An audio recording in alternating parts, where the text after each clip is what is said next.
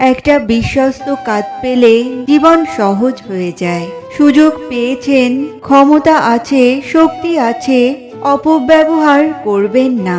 আর যেখানে সেখানে মাথা বা নাক গলাবেন না, কারণ সময় বদলাতে সময় লাগে না। মানুষ শুধু ব্যথায় না, কথায়ও মরে।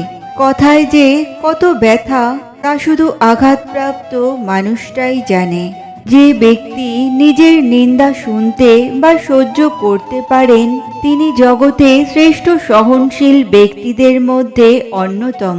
আর তার জীবনে উন্নতিও শীঘ্রই আসে।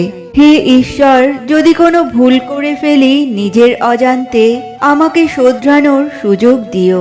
যদি জীবন যুদ্ধে হেরে যাই, রাস্তা দেখিয়ে দিও। যদি ভেঙে পড়ি, মনের জোর দিও। কোকিল নিজের ভাষায় বলে, তাই সে স্বাধীন। টিয়া আর ময়না অন্যের ভাষা বলে, তাই সে খাঁচায় পরাধীন। এটা প্রয়োজনীয় নয় যে শুধু খারাপ কর্মের জন্যই জীবনে দুঃখ আসে। কখনো কখনো বেশি ভালো হওয়ারও জীবনে মূল্য দিতে হয়। অপমান করতে যোগ্যতা লাগে না, তবে সম্মান করতে শিক্ষা লাগে। চুপ শুধু ততটাই থাকা উচিত যাতে মানুষ আপনাকে দুর্বল না ভাবে। অপেক্ষা তো করছি শেষটা সুন্দর হবে বলে। সবসময় এমন মানুষের সাথে থাকার চেষ্টা করো যে তোমাকে সম্মান দেয়, কারণ সম্মান ভালোবাসার থেকেও অনেক বেশি মূল্যবান। বিনাশ্রমে অর্জিত সম্পদ দুঃখজনক পরিণতি ডেকে আনে। সবার ওপর রাগ করা যায় না, রাগ করতে অধিকার লাগে। যাকে বেশি আপন ভাবা হয়, যার ওপর বেশি অধিকার, কেবল তার ওপরেই রাগ বা অভিমান করা যায়।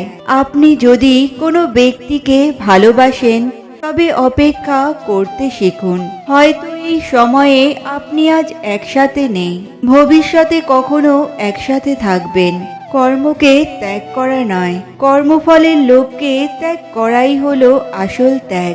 অর্থ মানুষকে পিশাচ করে তোলে, আবার অর্থই মানুষকে মহৎ করে তোলে। যদি কোনো ব্যক্তি নিজের মনের ওপর নিয়ন্ত্রণ পেয়ে যায়, তাহলে সে আত্মজ্ঞানের রাস্তা অবশ্যই খুঁজে পাবে।